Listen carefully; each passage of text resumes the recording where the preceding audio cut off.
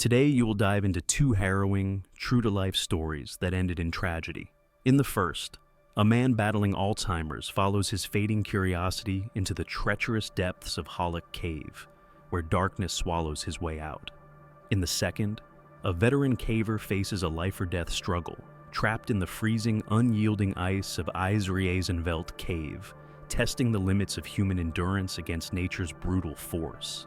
In April 2002, at the foot of Mateo village in Switzerland's Schweiz canton, Hölloch Cave stretched out, one of Europe's longest cave systems, with over 200 kilometers of narrow, twisting tunnels, both enchanting and ominous. It was called Hell's Hole by locals for a reason. Those lost in its dark embrace rarely returned to daylight. Having claimed many lives, the cave had hosted countless rescue operations. The entrance, surrounded by howling winds, was adorned with damp limestone. The echoes of dripping water seemed to sing the cave's own song, inviting yet threatening. That cold morning, 52-year-old Lucas Muller heeded the call of this mysterious labyrinth. His story reveals how innocent curiosity, shadowed by Alzheimer's, turned into tragedy. Shouldn't an Alzheimer's patient avoid caves? Lucas was once among the Alps' boldest cavers. In his youth, he explored Switzerland's underground inch by inch, crawling through tight tunnels, defying the cold touch of limestone. Those days were filled with laughter and adventure with friends. Caves weren't just natural wonders to him. They were where his soul felt free. Each tunnel, each drip, whispered life's simple yet profound meaning. Could those cozy in their homes ever understand? Stepping into a cave, Lucas shed the world's noise, entering another dimension. Darkness wasn't frightening, it was mesmerizing. But time wasn't his ally. Alzheimer's slowly claimed his mind, memories scattered like leaves in the wind. Sometimes he recognized his wife Anna's face. Other times, he heard his grandfather's voice from childhood. Yet, a spark remained, a childlike curiosity. That morning, sipping coffee in their Mateo home, Lucas's gaze drifted to Hölloch's mysterious entrance. The air was cool. Spring's first breath was felt in the village's narrow streets. He picked up an old flashlight, its metal surface a silent witness to his youthful adventures. Years ago, its light had guided him through a lost tunnel in another alpine cave. Those memories still flickered in his mind's murky waters.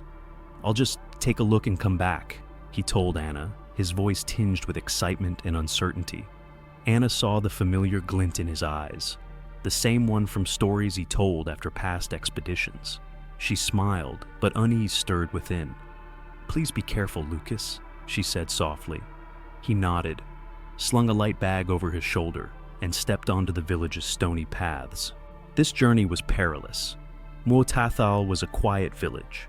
At the cave's entrance, a cool breeze hit his face, but the cave's mouth drew him in like a silent invitation. Hölloch seemed to embrace him. The initial passages were wide, almost welcoming. Smooth limestone walls gleamed in his flashlight's faint glow. The rhythmic drip of water accompanied his steps, each drop like a greeting from the cave's depths. Lucas listened, his steps confident. Memories of childhood walks with his grandfather surfaced, as if the cave sharpened his recall.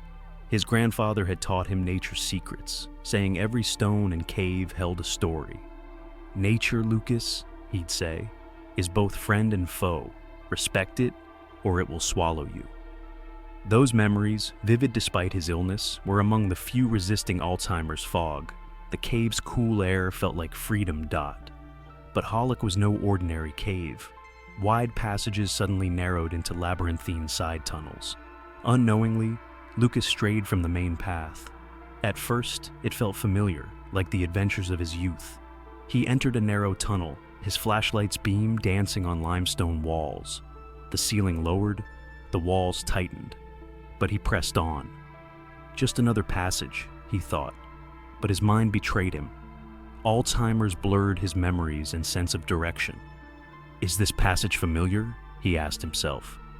But no zoo answer came. His steps slowed, his heart raced. The air grew heavy.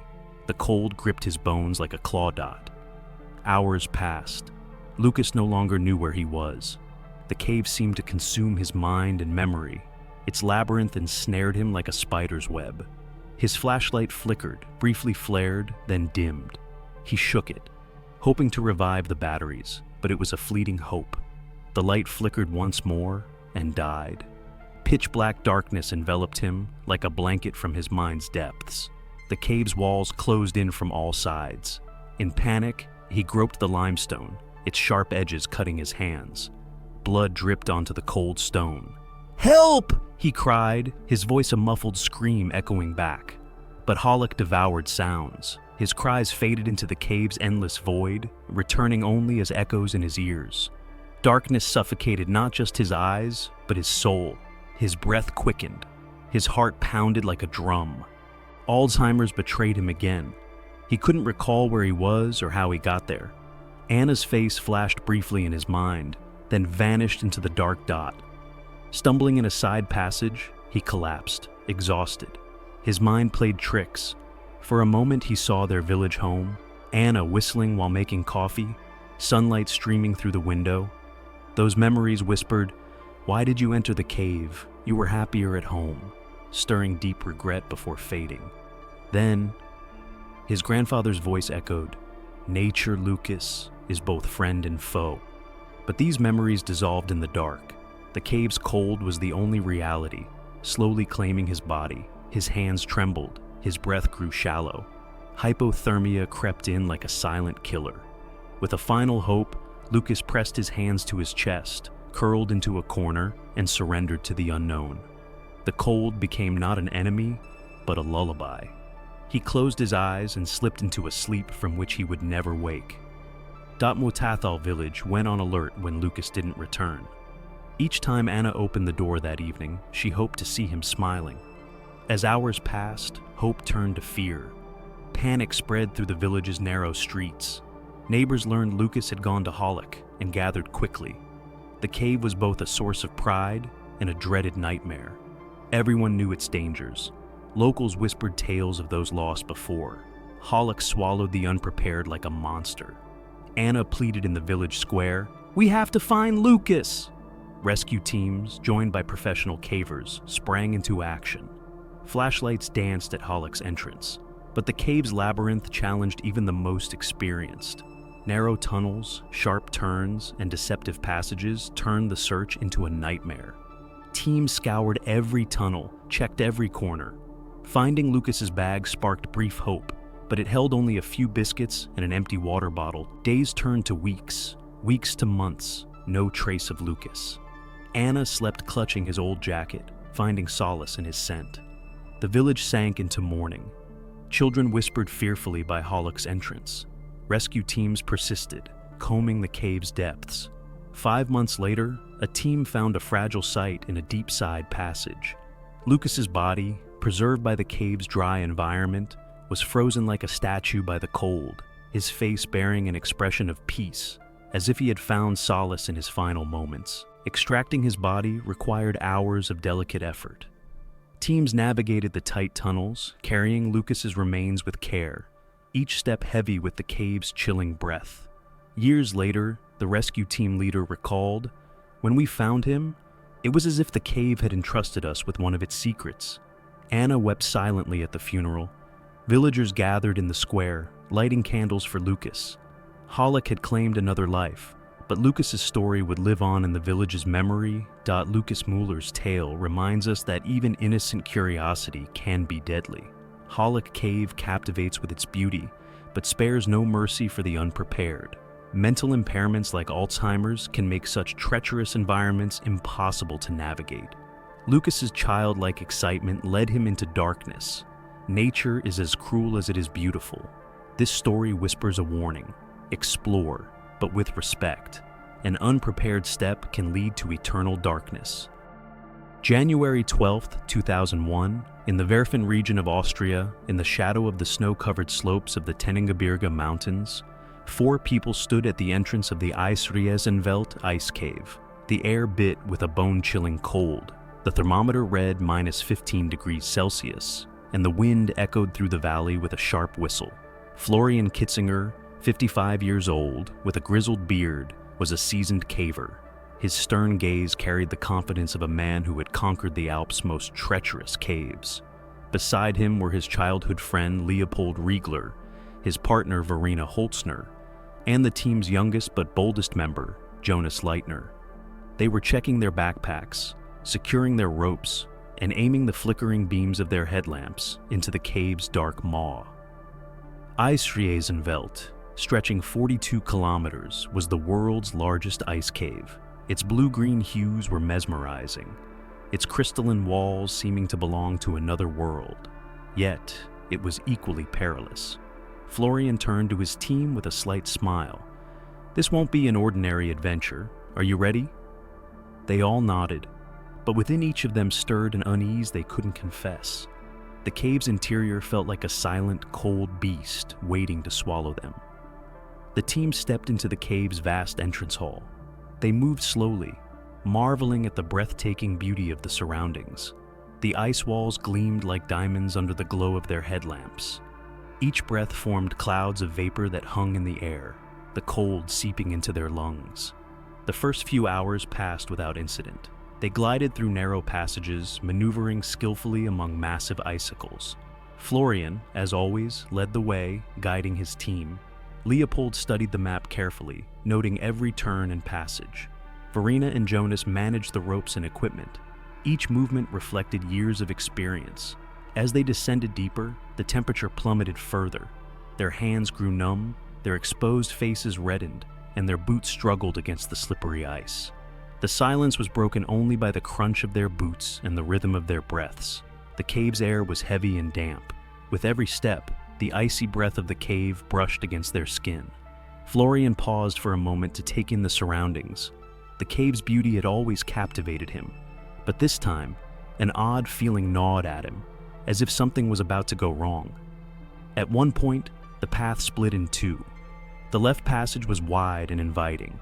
The right was a mere 25 centimeters wide, a treacherous icy crevice.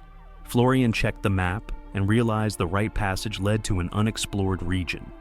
The terrifying proposal, which no one dared to admit, came. "We have to try this," he said, his eyes blazing with the fire of adventure. "But I'll go alone. It's too narrow for all of you." Leopold frowned. "Are you sure, Florian? This looks risky." Verena added, "Let's go together. It'll be safer," her voice tinged with worry. Jonas, silently studying the map, was visibly uneasy despite his efforts to hide it. Florian waved his hand dismissively. "I've been doing this for years. Trust me. Keep the rope secure, and I'll be back soon." Reluctantly, the team agreed. Florian secured his roped harness and began sliding into the narrow crevice. The ice was smooth but treacherous. With each movement, his boots slipped slightly, and his hands tingled from the cold. The crevice was filled with a pitch-black darkness that swallowed the light of his headlamp. Gravity aided his descent. He slid about 10 meters down, the walls pressing against his chest and back in the tight tunnel. Each breath grew harder under the crushing pressure of the ice. The crevice opened into a small ice chamber. It was as if it belonged to another planet. Massive icicles hung from the ceiling, merging with crystalline formations on the floor, creating dancing shadows in the light of his headlamp. Florian gazed around, spellbound. The ice walls glowed with a bluish light, as if the cave were whispering its secrets to him. He called out to his team over the radio, "This place is incredible. You've got to photograph it." But his voice faded before reaching them. The cave's thick ice layers blocked the signal. Above, Leopold, Verena, and Jonas waited with anxious glances. Florian's last words over the radio dissolved into static crackles. Verena asked, "Did you say something?" But only silence answered. Leopold touched the rope lightly, feeling no movement.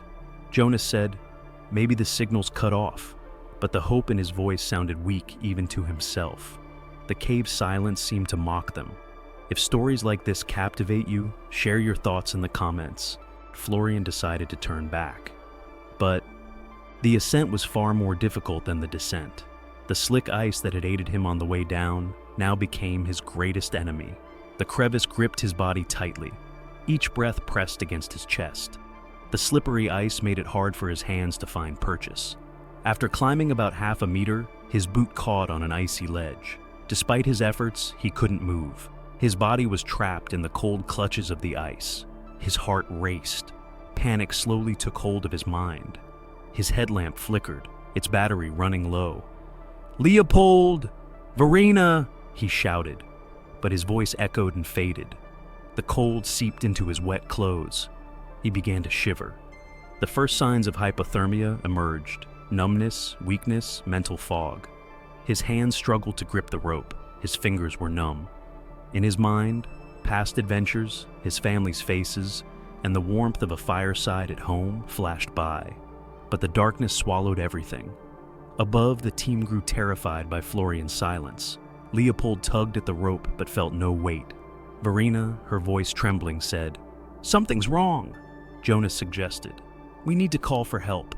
But they knew Eisriesenvelt's remote location meant help could take hours, Leopold, Verena. And Jonas resolved to do what they could.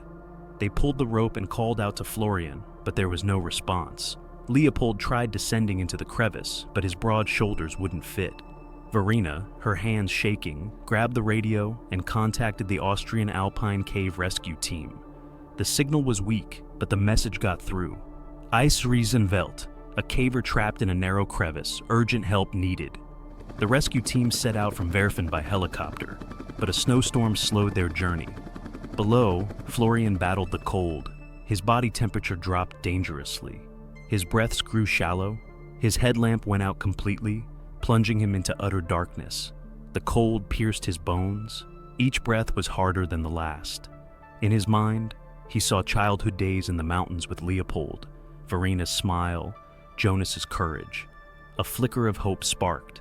He knew his friends wouldn't abandon him, but time was his greatest enemy. His mind grew increasingly foggy. Above, Leopold tugged the rope again, but there was no movement. Verena couldn't hold back her tears, and Jonas stared helplessly at the cave's entrance. The rescue team arrived at the cave's entrance after an arduous hour-long journey.